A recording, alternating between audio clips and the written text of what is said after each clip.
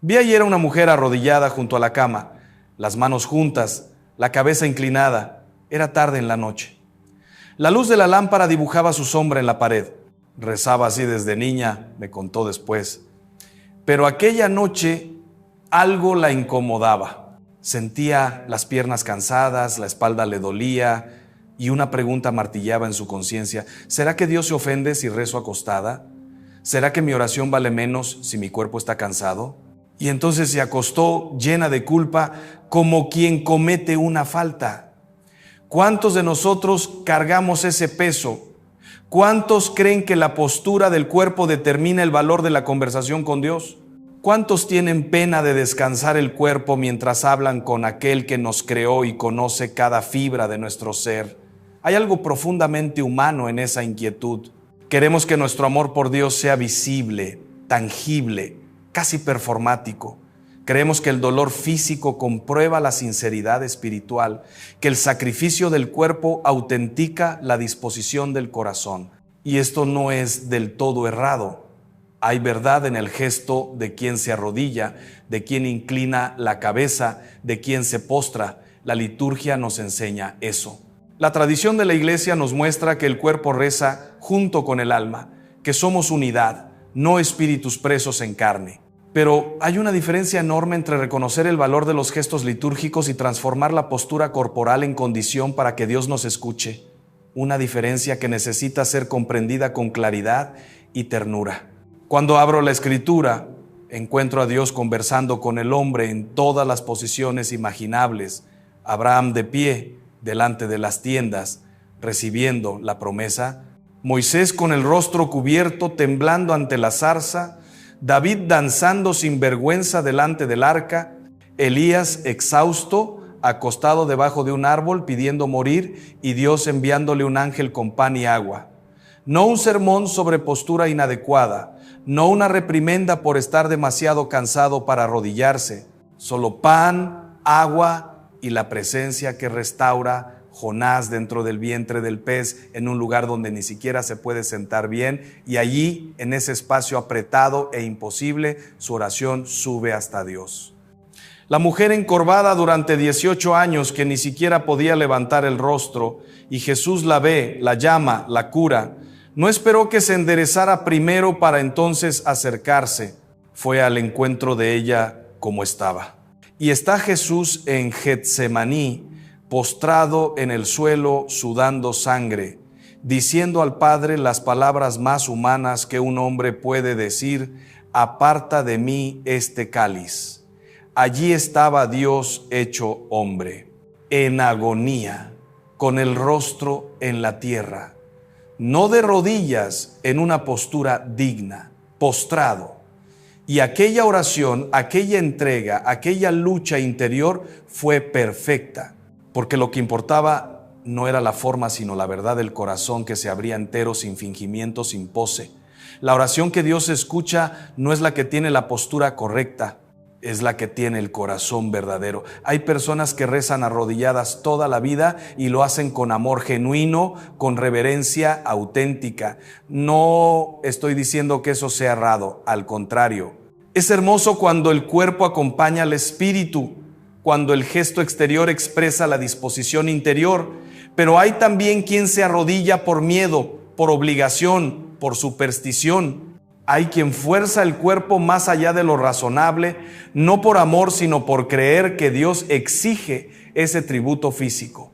Y eso, queridos míos, no es piedad, es una forma sutil de negociación. Como si dijéramos: mira, Señor, me estoy sacrificando aquí, ahora tú tienes que escucharme. Y Dios no funciona así. Dios no es un patrón que mide nuestra dedicación por la cantidad de dolor que aguantamos. Es un Padre que conoce nuestras limitaciones y nos ama exactamente como somos. La Biblia no dice solo ora de rodillas. No dice acostarse es pecado. No dice Dios ignora a quien reza acostado. Lo que la Biblia dice una y otra vez es: orad sin cesar. ¿Y cómo se ora sin cesar? Andando, trabajando, comiendo, descansando, de pie, sentado, acostado, con las manos juntas o con las manos ocupadas. Lo que importa es que el alma esté vuelta hacia Dios, que el corazón esté abierto, que haya verdad en la conversación. Cuando Pablo dice orad sin cesar, no está pidiendo que vivamos de rodillas 24 horas al día. Está pidiendo que vivamos en estado de oración, que la vida entera sea una conversación continua con Dios.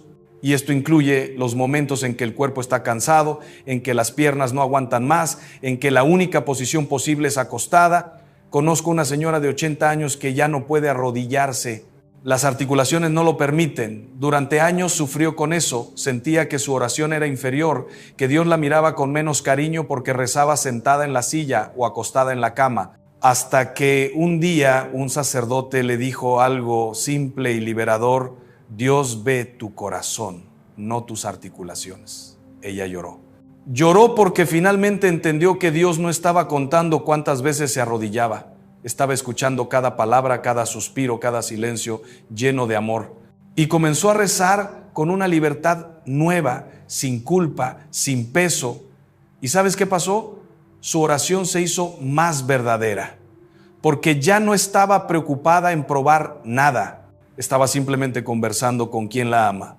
Hay también los que trabajan de noche, que llegan a casa exhaustos, apenas pudiendo quitarse los zapatos, y quieren rezar, pero el cuerpo está pidiendo descanso. ¿Qué hacer? ¿Ignorar el cuerpo y forzar la vigilia como prueba de fe? ¿O reconocer que Dios nos hizo humanos, que el cansancio no es pecado, que descansar es obedecer al ritmo que Él mismo puso en nosotros? Jesús durmió en la barca mientras los discípulos remaban.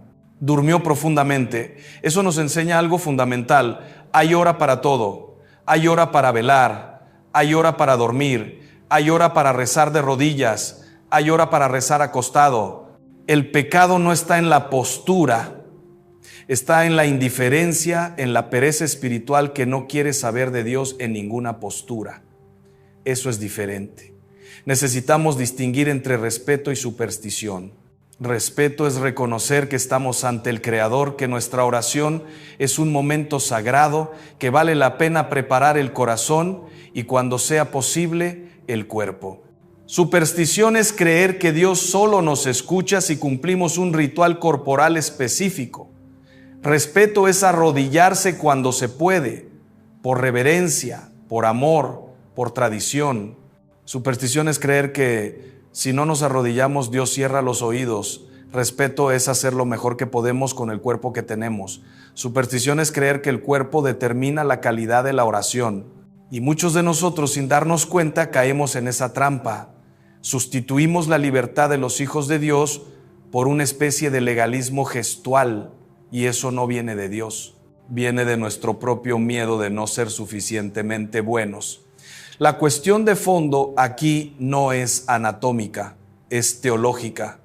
Tiene que ver con quién creemos que Dios es. Si creemos que Dios es un juez severo, que mide nuestra fe por nuestra capacidad de aguantar incomodidad física, entonces sí, vamos a tener pena de rezar acostados. Vamos a sentir culpa, vamos a creer que estamos decepcionando al Altísimo. Pero si entendemos que Dios es Padre, que nos conoce íntimamente, que sabe cuándo estamos cansados, enfermos, débiles, entonces la oración acostada se convierte no en una relajación de la fe, sino en una expresión de confianza. Es decir, Padre, estoy cansado, mi cuerpo pide descanso, pero quiero hablar contigo antes de dormir. Quiero que mi último pensamiento sea para ti. Y eso, queridos míos, es oración verdadera. Santa Teresa de Ávila, esa gigante de la vida espiritual, tenía una salud frágil, pasaba días enteros en cama con dolores, fiebres, debilidades, y rezaba así, acostada, y tuvo experiencias místicas profundísimas. Dios no esperó que se levantara para revelarse a ella. Entró en su habitación, en la intimidad del reposo forzado, y allí aconteció la unión transformadora. San Juan de la Cruz escribió poemas enteros sobre la noche oscura del alma, sobre el encuentro con Dios en la oscuridad, en el silencio, en el recogimiento. No hay nada en esas experiencias que exija una postura corporal específica. Lo que se exige es disponibilidad interior. Y disponibilidad interior puede acontecer en cualquier posición. Ahora, es preciso decir algo importante. Hay una diferencia entre rezar acostado porque el cuerpo está cansado y rezar acostado porque el alma está perezosa. Hay una diferencia entre acostarse para descansar y conversar con Dios en ese descanso y acostarse para huir del esfuerzo de rezar. La diferencia está en la intención. Si te acuestas porque realmente lo necesitas, porque el cuerpo lo pide, porque no hay otra forma en ese momento, y aún así buscas la presencia de Dios, eso es legítimo, es humano, es honesto. Pero si te acuestas por pura pereza para hacer una oración de fachada mientras la cabeza está en otro lugar, ahí sí hay un problema. No por la postura, sino por la falta de verdad, y Dios ve eso. No para condenar, sino para llamarnos de vuelta a la autenticidad. La oración no es un ejercicio físico, es un encuentro, y en los encuentros verdaderos lo que importa es la presencia, no el escenario. Puedes estar sentado en un banco de iglesia rodeado de velas y silencio y estar mentalmente ausente, o puedes estar acostado en la cama, en la oscuridad, cansado y estar totalmente presente para Dios. La forma no garantiza el contenido, lo que garantiza el contenido es la disposición del corazón, y esa disposición Dios la conoce. Él no necesita que probemos nada con gestos. Él ve lo que somos por dentro. Hay también una cuestión de salud que no puede ser ignorada. Personas con enfermedades crónicas, con dolores constantes, con limitaciones físicas permanentes. Para esas personas, la oración de rodillas puede ser simplemente imposible. Y durante siglos, desafortunadamente, muchas de ellas vivieron con una culpa terrible, creyendo que su oración valía menos, que Dios las miraba con pena o decepción. Eso es una crueldad espiritual. Dios no desprecia el cuerpo limitado. Él mismo quiso experimentar la limitación, el dolor, la debilidad. Él sabe lo que es no poder. Y cuando alguien imposibilitado de arrodillarse levanta el corazón hacia Él, eso no es menos precioso. Tal vez sea incluso más. Porque se hace a pesar de las dificultades, no por causa de las facilidades. Y están los que rezan en la cama por la noche porque es el único momento del día en que encuentran silencio. Toda la casa duerme, el teléfono está apagado, las exigencias paran por algunas horas y allí en ese recogimiento necesario conversan con Dios. No es pereza, es sabiduría. Es reconocer que la vida moderna es ruidosa, exigente, dispersiva y que a veces la única manera de encontrar la quietud interior es aprovechando la quietud exterior que la noche ofrece. Y si para aprovechar esa quietud el cuerpo necesita estar acostado, descansando, entonces que esté. A Dios no le importa. Le importa la conversación, no la posición anatómica. La liturgia de la iglesia, con su belleza y sabiduría, nos enseña posturas. Nos enseña a levantarnos para el evangelio, a arrodillarnos para la consagración, a sentarnos para escuchar. Y eso es bueno. Eso educa al cuerpo a participar de la oración comunitaria, a expresar con gestos aquello que el alma vive. Pero la liturgia es un momento específico, comunitario, público. No es la totalidad de la vida de oración. Hay la oración litúrgica y hay la oración personal.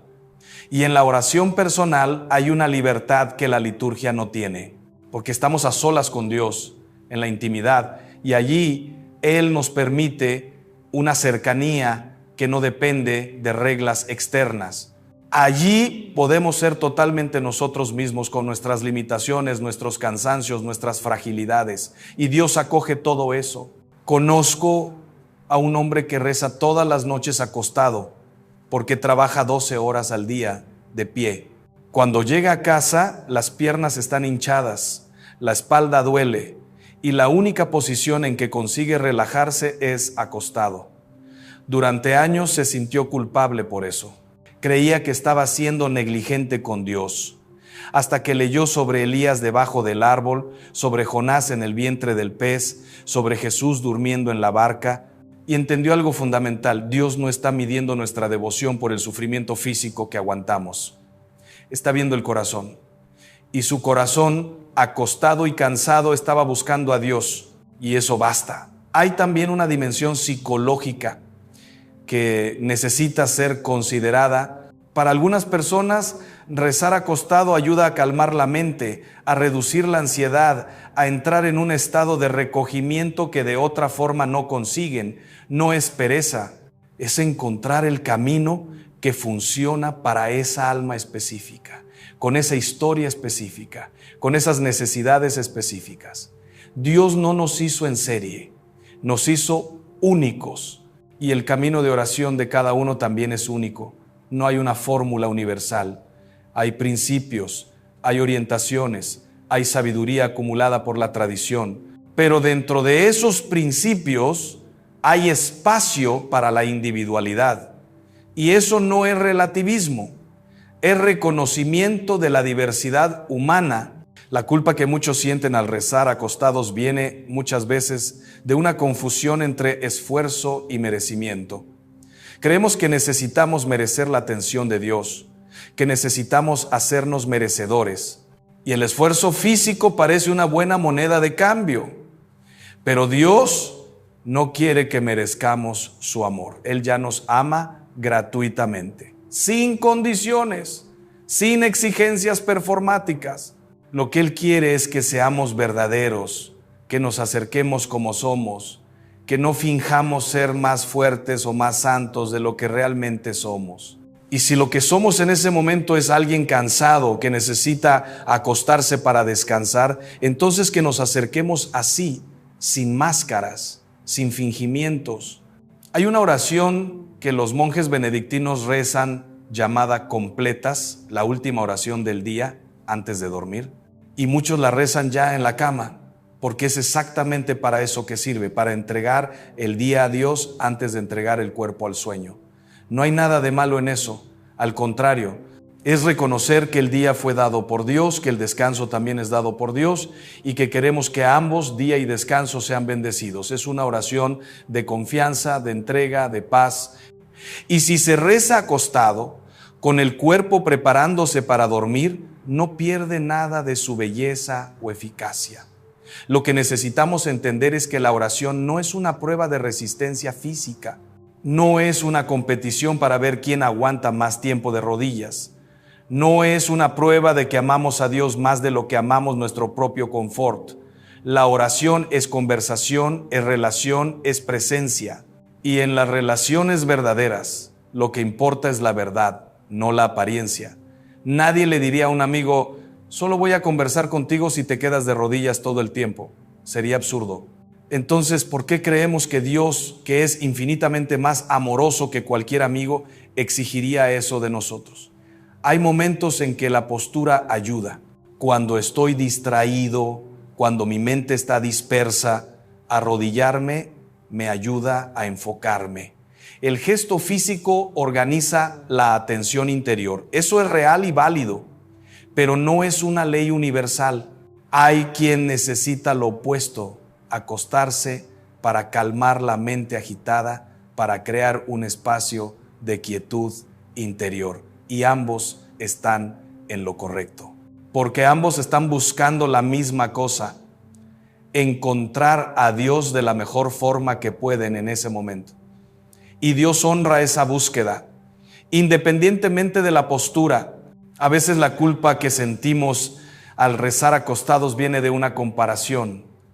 Vemos a otros rezando de rodillas, vemos santos que pasaban horas postrados y creemos que deberíamos ser así. Pero olvidamos que cada santo tuvo su propia jornada, sus propias gracias, sus propios desafíos. San Francisco de Asís rezaba de rodillas, pero también rezaba caminando por las montañas, mirando las estrellas, conversando con los pájaros. Santa Teresita rezaba en la cama cuando estaba enferma de tuberculosis. San José María Escrivá decía que la santidad está en hacer lo ordinario extraordinariamente bien, y eso incluye rezar de la forma que nuestra vida concreta permite. No estamos compitiendo con los santos, estamos aprendiendo de ellos a buscar a Dios con todo lo que somos. Y aquí entra algo fundamental: la intención. Si te acuestas para rezar con la intención sincera de conversar con Dios, de entregar el día, de pedir ayuda, de agradecer, entonces no hay problema ninguno. Pero si te acuestas porque estás huyendo del esfuerzo, porque quieres hacer una oración mínima solo para cumplir, ahí sí hay algo que revisar. No por la postura, repito, sino por la intención. Dios ve el corazón. Y el corazón que busca, aunque cansado, aunque limitado, es un corazón que Él acoge. Ya el corazón que se esconde, que se esquiva, que finge rezar mientras piensa en otra cosa, ese necesita conversión. Pero la conversión no es cambiar de postura, es cambiar de actitud interior. Hay una belleza especial en la oración nocturna acostada. Es la oración de quien confía, de quien sabe que puede entregar todo a Dios y dormir en paz. De quien no necesita estar en vigilia toda la noche para probar que es fiel. Es la oración de quien entendió que Dios cuida, que Dios vela, que Dios no necesita de nuestro insomnio para mantener el mundo funcionando. Es la oración de quien descansa en Dios, literalmente. Y descansar en Dios es un acto de fe profundo, tal vez más profundo que velar tenso, creyendo que todo depende de nosotros. Cuando Jesús dijo, venid a mí, todos los que estáis cansados y sobrecargados, y yo os aliviaré, no estaba pidiendo que viniéramos de rodillas, cargando aún más peso, estaba invitando al descanso. Y descanso implica acostarse, relajarse, entregar. No es abandono de la responsabilidad, es confianza de que Dios es mayor que nuestros esfuerzos. Y rezar acostado puede ser exactamente eso, una expresión de confianza, de entrega, de descanso espiritual. No es menos devoto, puede ser incluso más maduro. Obviamente, si puedes rezar de rodillas, si tu cuerpo lo permite, si sientes que eso ayuda a tu concentración y tu reverencia, hazlo. No estoy diciendo que sea errado, estoy diciendo que no es obligatorio para que Dios nos escuche. Hay una diferencia enorme entre valorar un gesto y transformarlo en condición. La Iglesia valora la genuflexión, el arrodillarse, el inclinar la cabeza, y hace bien. Son gestos cargados de significado, de tradición, de belleza, pero la Iglesia también reconoce que hay excepciones, que hay situaciones en que esos gestos no son posibles, y en esos casos lo que vale es la disposición interior. Siempre fue así. Hay personas que me dicen, Padre, yo comienzo a rezar acostado y termino durmiéndome. ¿Eso no es falta de respeto? Y yo respondo, depende. Si te acostaste con la intención de rezar y el sueño vino porque el cuerpo estaba exhausto, Dios no se ofende. Él sabe que somos humanos. Él mismo dijo que el espíritu está dispuesto, pero la carne es débil. Eso no es excusa para la pereza, pero es realismo sobre nuestra condición. Ahora, si te acuestas ya sabiendo que vas a dormirte, usando la oración como excusa para caer en la cama sin compromiso real con Dios, ahí sí hay un problema. Pero el problema no es dormirse, es la falta de sinceridad. Y hay una diferencia entre dormirse durante la oración y usar la oración para dormirse. Dormirse durante la oración cuando se está genuinamente cansado es humano. Es el cuerpo pidiendo lo que necesita, pero usar la oración apenas como técnica de relajación para dormir sin verdadera conversación con Dios es instrumental. Es usar a Dios como medio, no buscarlo como fin. Y eso sí necesita ser corregido, no porque Dios se ofende, sino porque nosotros quedamos vacíos. Porque la oración verdadera nos transforma, nos llena, nos da sentido. Y si la reducimos a una técnica, perdemos eso. El gran criterio al fin y al cabo es este: ¿estoy buscando a Dios o estoy buscando confort? Y la respuesta puede ser ambos. Puedo buscar a Dios y al mismo tiempo reconocer que mi cuerpo necesita confort. No son excluyentes. Dios no pide que neguemos nuestras necesidades corporales para probar que lo amamos. Él pide que las integremos en una vida equilibrada, donde haya espacio para el esfuerzo y para el descanso, para la disciplina y para la ternura, para la renuncia y para el cuidado propio. Y rezar acostado puede ser parte de ese equilibrio, desde que sea hecho con verdad. Hay épocas de la vida en que rezar de rodillas es fácil, hay épocas en que es casi imposible. El embarazo, la enfermedad, la vejez, el trabajo extenuante, y Dios acompaña todas esas épocas. Él no se hace menos presente cuando nuestras rodillas se hacen más frágiles. Él no se aleja cuando necesitamos acostarnos. Él se acerca aún más, porque es en los momentos de fragilidad que su fuerza se manifiesta con más claridad. Y si reconocemos nuestra fragilidad y aún así buscamos rezar, aunque sea acostados, eso no es debilidad espiritual, es coraje, es fidelidad, es amor que persiste a pesar de las limitaciones. La oración acostada puede ser incluso una preparación para la muerte, porque un día tal vez estaremos tan débiles que solo podremos rezar así. Y si durante toda la vida creímos que rezar acostado era errado, vamos a morir llenos de culpa, creyendo que hasta en el último suspiro no estamos siendo suficientemente buenos para Dios.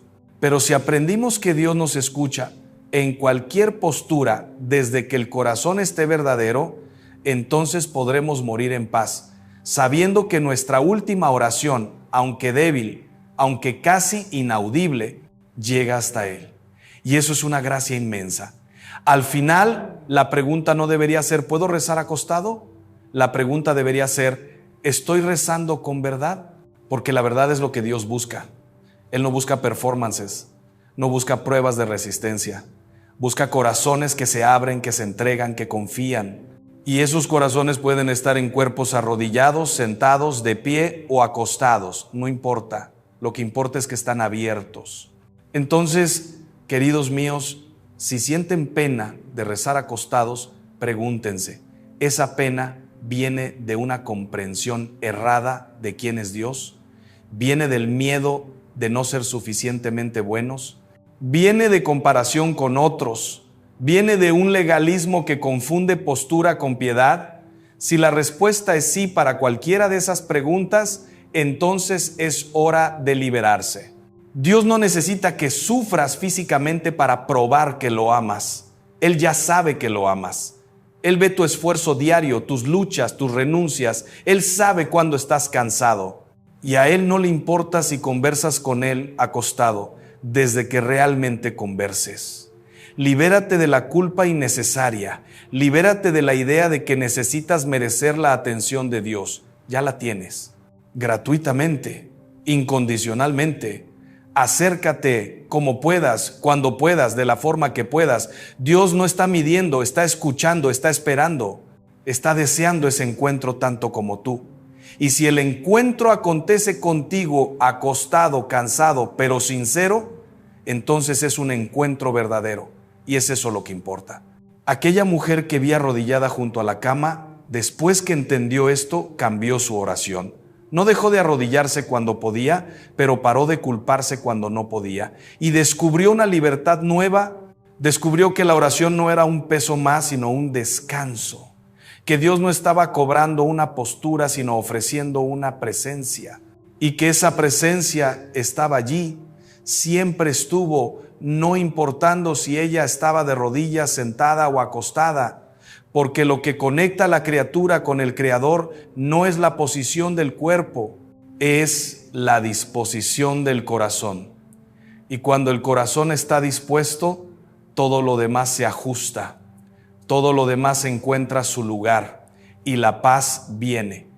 No la paz de quien hizo todo correcto según un manual de posturas, sino la paz de quien se sabe amado como es. ¿Dónde está? De la manera que puede ser. Y esa paz, queridos míos, es la respuesta de Dios para todos. Había una mujer que cada vez que entraba en la iglesia sentía una opresión en el pecho. No era miedo ni vergüenza, era algo más profundo, como si algo dentro de ella comenzara a desarmarse. Durante la misa, sin aviso, las lágrimas venían. Intentaba disimular, se limpiaba el rostro con las manos, desviaba la mirada, sentía vergüenza. Pensaba, ¿qué van a pensar los demás? Que soy débil, que estoy mal. Y al salir de la iglesia, cargaba una sensación extraña, una mezcla de alivio y confusión. No entendía por qué lloraba. No sabía si aquello era bueno o si era señal de que algo andaba mal con ella. Pero una cosa era cierta, las lágrimas venían y ella no conseguía controlarlas. Y tal vez tú también hayas sentido esto. Tal vez hayas entrado en una iglesia, escuchado una lectura, visto el altar y de repente, sin entender bien el por qué, las lágrimas comenzaron a brotar. Y entonces viene la pregunta, ¿qué significa esto? Llorar en la misa no es señal de debilidad, no es señal de descontrol y no es algo que necesite ser escondido. En realidad, es una de las señales más profundas de que algo verdadero está sucediendo dentro de ti. Pero es necesario entender esto con claridad, porque no toda lágrima significa lo mismo. Hay diferentes formas de llorar, y cada una de ellas nos revela algo sobre el estado de nuestro corazón. Algunas lágrimas vienen del cansancio, del dolor acumulado, del peso que cargamos solos durante demasiado tiempo. Otras vienen de la gratitud, de la percepción súbita de que no estamos abandonados, de que hay alguien que nos ve, que nos conoce, que nos ama, de una manera que ni nosotros mismos conseguimos amarnos. Y hay todavía aquellas lágrimas que vienen del arrepentimiento, de la conciencia de que nos alejamos del camino, de que lastimamos a nosotros mismos o a otros, de que perdimos tiempo, oportunidades, presencia. Cada una de estas lágrimas tiene un significado. Y entender esto puede cambiar la forma en que vives tu fe, cómo te relacionas con Dios, cómo te permites ser tocado por aquello que es sagrado. Hablemos con sinceridad. Lo primero que necesitamos entender es que las lágrimas, cuando vienen durante la misa, casi siempre indican que algo dentro de ti está siendo tocado, y esto no es poca cosa. Vivimos en un mundo que nos enseña a protegernos, a no mostrar vulnerabilidad, a mantener todo bajo control. Aprendimos a sonreír cuando estamos mal, a decir que todo está bien cuando en verdad nos estamos desmoronando por dentro. Aprendimos a evitar silencios, a llenar cada momento con ruido, con distracción, con movimiento, y entonces llegamos a la misa y allí de repente hay silencio. Hay palabras que no son nuestras, que vienen de mucho más lejos, de mucho más profundo. Hay gestos que atraviesan siglos, que te conectan con millones de personas que antes de ti también estuvieron allí, también buscaron, también pidieron, también se entregaron.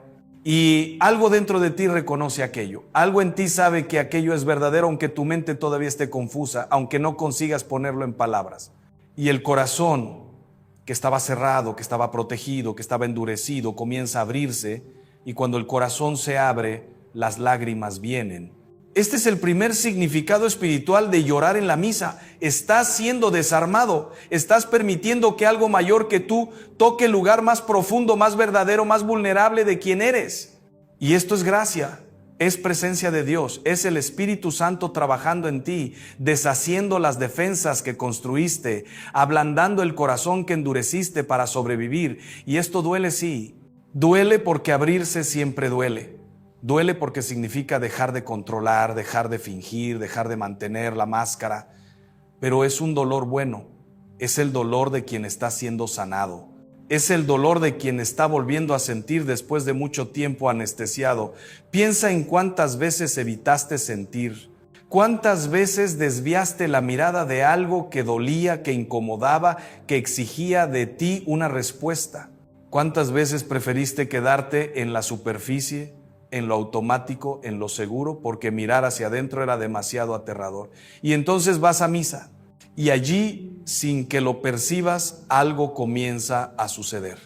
La liturgia, las lecturas, los cantos, el silencio, la presencia real de Cristo en la Eucaristía, todo esto comienza a penetrar las capas que construiste, y ya no puedes protegerte más, y las lágrimas vienen. Y esto es bueno, esto es señal de que estás vivo, de que todavía eres capaz de ser tocado, de que todavía hay algo dentro de ti que responde a lo que es verdadero, a lo que es sagrado, a lo que es de Dios.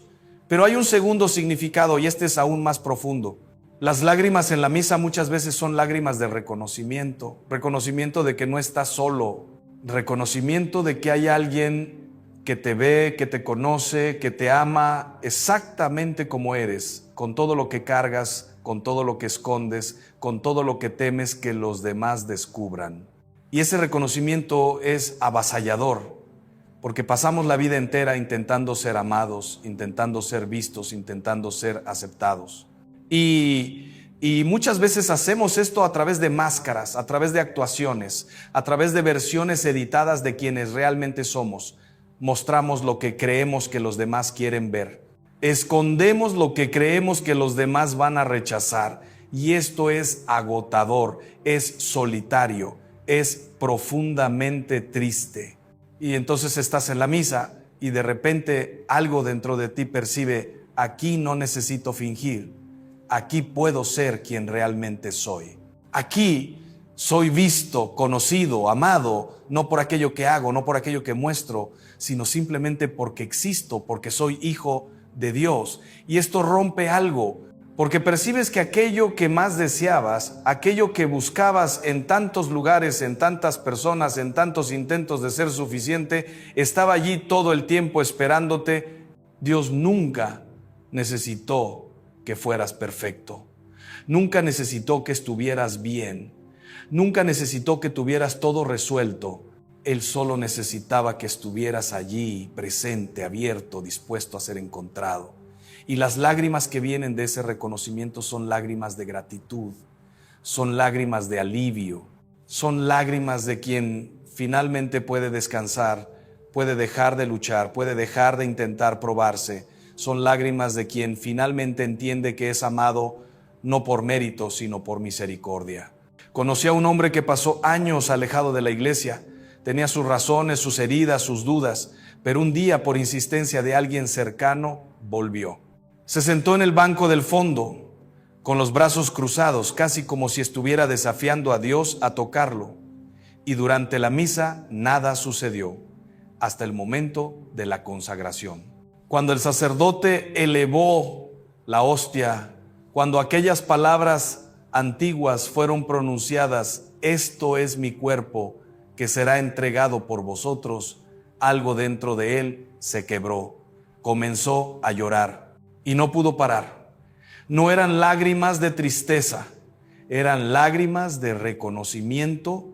Percibió en aquel momento que todo lo que había hecho, todo lo que había elegido, todo lo que había desperdiciado no había sido suficiente para alejarlo de Dios.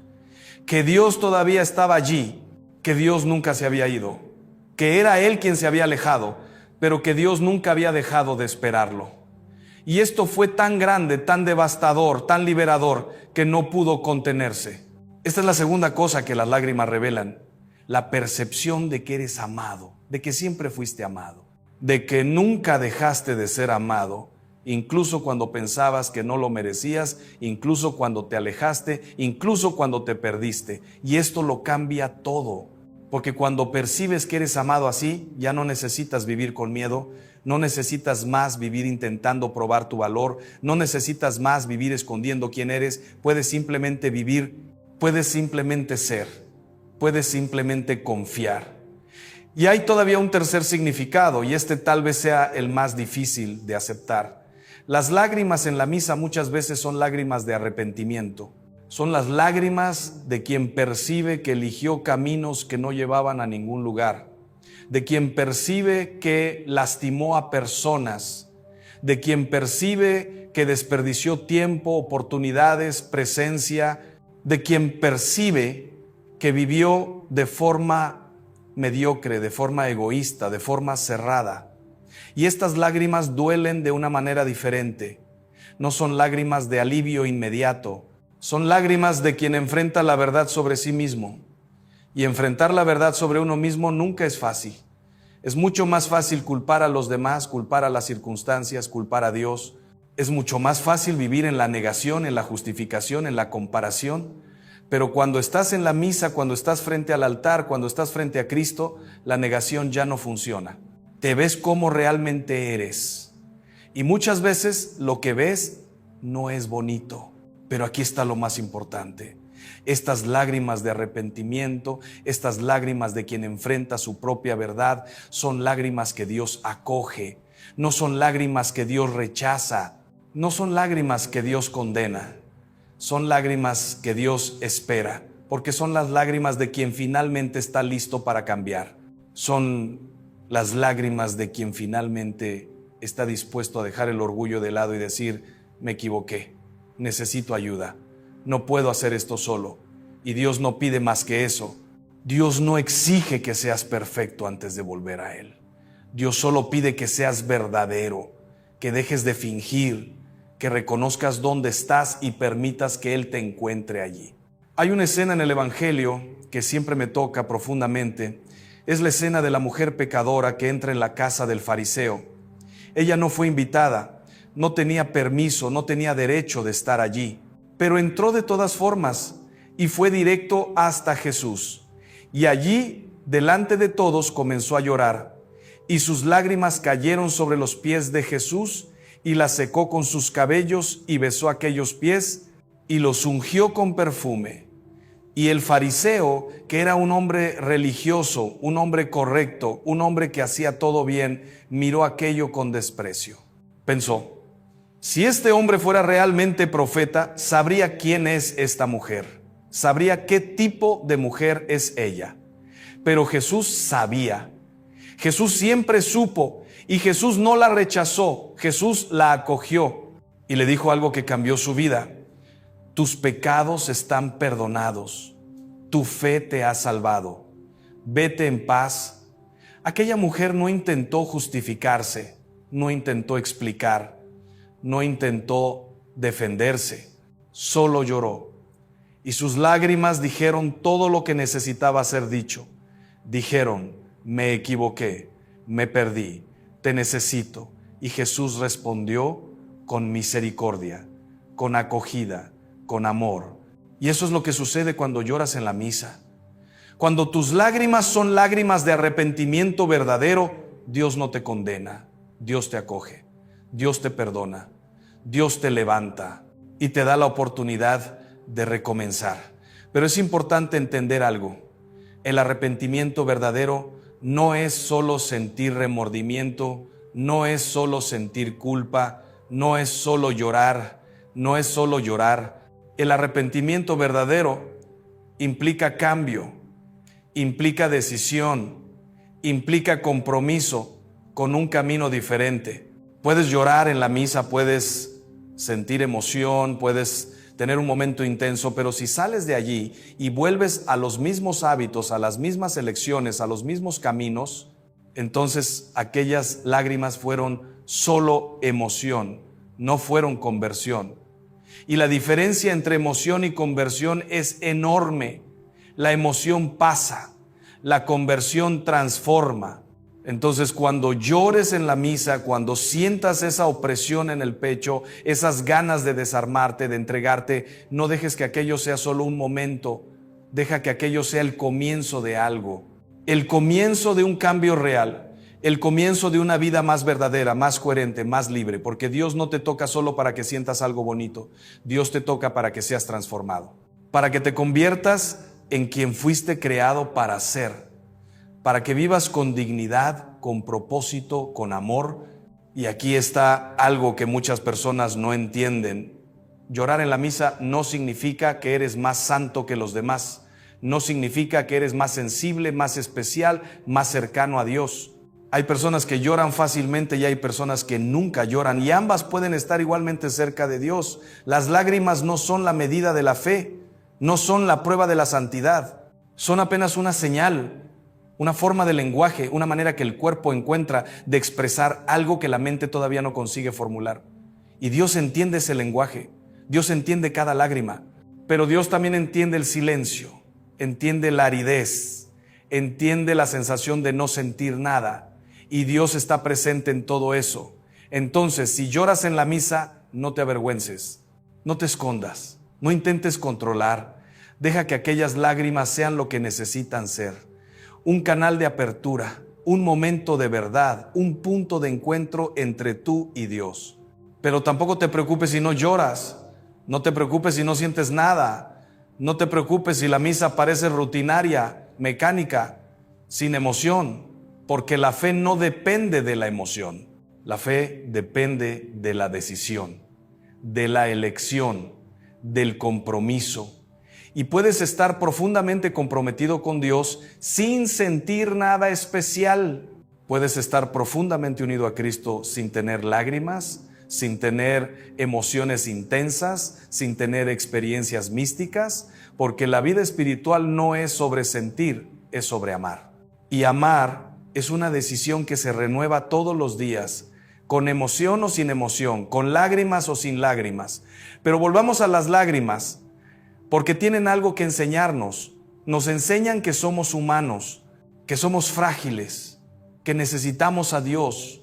Y esto es bueno, esto es saludable, esto es verdadero.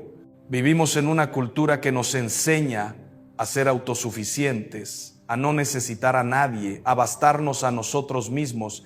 Y esta es una de las mayores mentiras que nos cuentan, porque nadie se basta.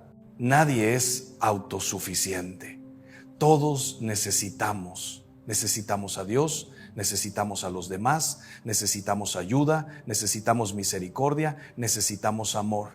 Y reconocer esto no es debilidad, es sabiduría, es madurez, es realismo.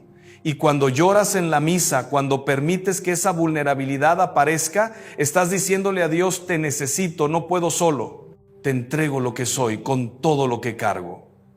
Y Dios no te rechaza por eso. Dios te acoge, porque es exactamente eso lo que Él quiere. Él no quiere que seas perfecto, quiere que seas verdadero. No quiere que tengas todas las respuestas, quiere que confíes en Él. No quiere que seas fuerte todo el tiempo, quiere que seas lo suficientemente humilde para dejar que Él sea fuerte por ti. Recuerdo a una joven que me buscó cierta vez, estaba pasando por un momento muy difícil, había perdido a alguien querido, había tomado decisiones de las cuales se arrepentía, se sentía perdida, confusa, sin rumbo, y me dijo: Padre, ya no puedo rezar. Cada vez que intento, solo lloro y me da vergüenza llorar. Siento que estoy siendo débil, que estoy siendo infantil. Y le dije: no, hija mía, no estás siendo débil, estás siendo honesta. Y Dios prefiere tus lágrimas honestas que 1000 palabras vacías. Dios no necesita tus oraciones bonitas. Dios te necesita a ti tal como estás, con tus lágrimas, con tu dolor, con tu confusión. Y cuando lloras delante de Él, estás rezando de una forma que tal vez sea la más pura, la más verdadera, la más profunda. Aquella joven me miró con sorpresa, como si nunca hubiera pensado en eso, como si siempre hubiera creído que necesitaba estar bien para acercarse a Dios. Y continué: Dios no te ama porque estás bien, Dios te ama porque eres su hija. Y un padre no rechaza a un hijo que está sufriendo, un padre acoge, cuida, consuela. Y eso es lo que Dios hace contigo, te acoge, cuida de ti, te consuela, pero necesitas dejarlo hacer eso. Necesitas dejar de intentar ser fuerte sola y permitir que Él sea tu fuerza. Y esto vale para todos nosotros. ¿Cuántas veces intentamos ser fuertes solos? ¿Cuántas veces escondemos nuestro dolor, nuestra fragilidad, nuestro cansancio, porque creemos que necesitamos dar cuenta de todo? ¿Cuántas veces nos alejamos de Dios justamente en el momento en que más lo necesitamos, porque creemos que no estamos dignos, que no estamos lo suficientemente bien, que no estamos listos? Y la verdad es que nunca estaremos listos, nunca estaremos dignos por mérito propio. Y Dios sabe eso. Y Dios no está esperando que estés listo. Dios está esperando que reconozcas que lo necesitas. Y las lágrimas en la misa son muchas veces el momento en que finalmente reconoces esto. Pero hay algo más. Las lágrimas también nos enseñan a estar presentes. Porque cuando lloras, no estás pensando en el pasado ni en el futuro. Estás allí, en ese momento, en ese dolor, en esa apertura. Y la misa es sobre todo un momento de presencia. Presencia de Dios, presencia nuestra.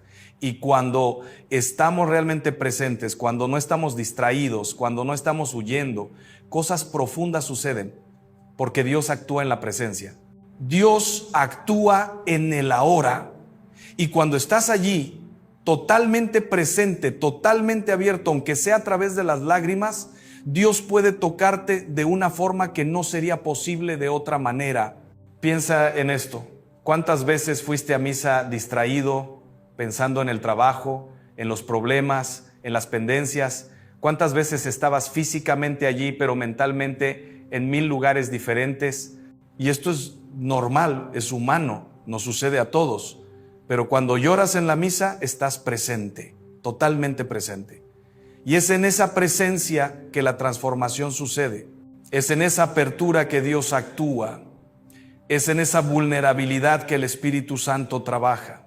Y esto nos lleva a algo fundamental, la relación entre emoción y voluntad. Porque las lágrimas son emoción, son sentimientos, son algo que nos sucede. Pero la transformación verdadera no depende solo de la emoción, depende de la voluntad, depende de la decisión. Y aquí está el desafío. No dejar que la emoción sea suficiente. No contentarse con el momento bonito, con la sensación agradable, con la experiencia intensa, sino permitir que aquella emoción se transforme en decisión, en compromiso, en cambio concreto. Porque puedes llorar en la misa y salir de allí sin cambiar nada. Puedes tener un momento lindo, profundo, conmovedor y una hora después estar exactamente como estabas antes. Y esto sucede con mucha frecuencia. Las personas buscan experiencias, buscan emociones, buscan momentos intensos, pero no están dispuestas a hacer las elecciones difíciles que la conversión exige. No están dispuestas a renunciar a algo, a cambiar de camino, a enfrentar su propia verdad. Y así la vida espiritual se convierte en una sucesión de altos y bajos, de momentos bonitos que no llevan a ningún lugar. Entonces, cuando llores en la misa, cuando sientas esa apertura, esa vulnerabilidad, pregúntate, ¿qué me está queriendo decir Dios? ¿Qué quiere cambiar en mí? ¿Qué quiere sanar? Y no huyas de la respuesta. Porque muchas veces la respuesta es incómoda. Muchas veces la respuesta exige de ti algo que no quieres dar. Muchas veces la respuesta implica perdón, renuncia, humildad, cambio radical. Pero es justamente ahí donde está la transformación verdadera, es justamente ahí donde está la libertad, es justamente ahí donde está la vida abundante que Cristo promete. Y recuerda, Dios nunca te pide algo que no puedas hacer, nunca te pide algo que te destruya, nunca te pide algo que te disminuya. Todo lo que Dios te pide es para tu bien, para tu libertad, para tu felicidad verdadera. Pero muchas veces no entendemos esto en el momento, muchas veces resistimos, luchamos, intentamos negociar, porque tenemos miedo, miedo de perder, miedo de sufrir, miedo de no conseguir. Pero cuando confías en Dios, cuando te entregas de verdad, descubres que aquello que creías que te iba a destruir, en realidad te liberó. Aquello que creías que te iba a hacer sufrir, en realidad te dio paz. Aquello que creías que te iba a disminuir, en realidad te hizo crecer. Entonces, si eres de aquellas personas que lloran en la misa, recibe esto como un regalo, como una señal de que Dios está actuando en ti, como una puerta que se abre. Y no te contentes solo con la emoción. Deja que aquella emoción te lleve a una decisión, a un cambio, a un compromiso. Y si no eres de aquellas personas que lloran, no te preocupes, no te compares. No pienses que hay algo malo contigo, porque cada uno tiene su forma de relacionarse con Dios, cada uno tiene su lenguaje, cada uno tiene su camino. Lo importante no es sentir, lo importante es amar. Y amar es una decisión que se renueva todos los días, con lágrimas o sin lágrimas. Y al final de cuentas, lo que estas 3 dimensiones de las lágrimas nos revelan es algo muy simple y muy profundo. No estás solo. Eres visto, conocido, amado. Puedes abrirte, puedes ser vulnerable, puedes ser verdadero. Y Dios no va a rechazarte. Dios va a acogerte, va a sanarte, va a transformarte, va a levantarte. Y va a darte la fuerza para vivir de una forma que ni imaginaba ser posible. Entonces, la próxima vez que vayas a misa, ve con el corazón abierto. Ve dispuesto a ser tocado. Ve dispuesto a ser transformado. Y si las lágrimas vienen, deja que vengan. No las escondas, no las controles. Deja que sean lo que necesitan ser. Un canal de gracia, un momento de verdad, un punto de encuentro entre tú y Dios. Y si no vienen, no te preocupes, porque Dios está presente de cualquier forma. Está actuando de cualquier forma, te está amando de cualquier forma.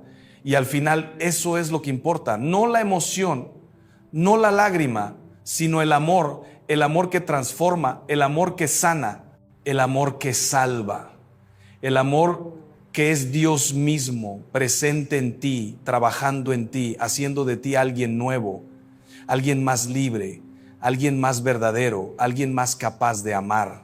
Y esa es la verdadera atracción, la verdadera transformación, la verdadera vida. Vivir en el amor de Dios, dejarse amar por Él y aprender a amar como Él ama, con todo, siempre, incondicionalmente. Balakangamanga iphephe selulaka bayibiza ngenkululeko kodwa bonke kuyifathele intukuthelo yami umlilo webhubule eshiso kubi yakashula ngidliza inkoko uhleba kwabakwazi ukuthulisa ukhuthuma kwesibazi zami ikhuphuka phezulu isimfoni yokufuthela ikhetshingela imambe lesiteji senkululeko isimpaphe ezimolile ngonyalwazo kodwa bazobona nginamandla phakade konke ukushaya kwenhliziyo yami ucingo lokuvukela angisoze ngathula ngizophakama ngaphezu kwakho konke imimoya yashintsha hleba phakathi kwesihlahla isithembiso senkululeko engiyawupholile yabalula ngamaphiko wami ngelela ubusuku i-Phoenix ekhuphukayo enokwakhanya yokushaya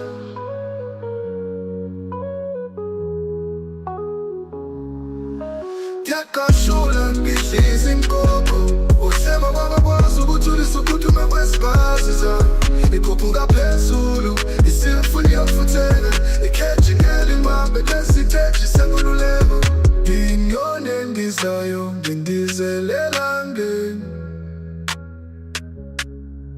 ukushiya ubumnyama ngemuva impi yanqoba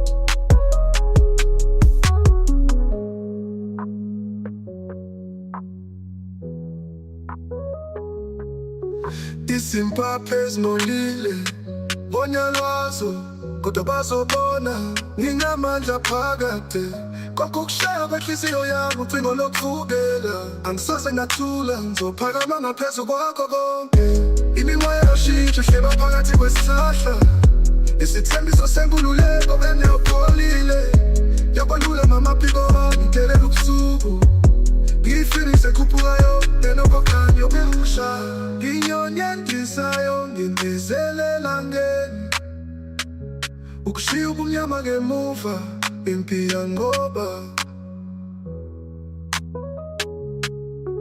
yakashula ngidliza inkoko uhleba kwabakwazi ukuthulisa ukhuthuma kwesibazi zami ikhuphuka phezulu isimfoni yokufuthela ikhetshingela imambe lesiteji senkululeko yakashula ngidliza inkoko uhleba kwabakwazi ukuthulisa ukhuthuma kwesibazi zami ikhuphuka phezulu isimfoni yokufuthela ikhetshingela imambe lesiteji senkululeko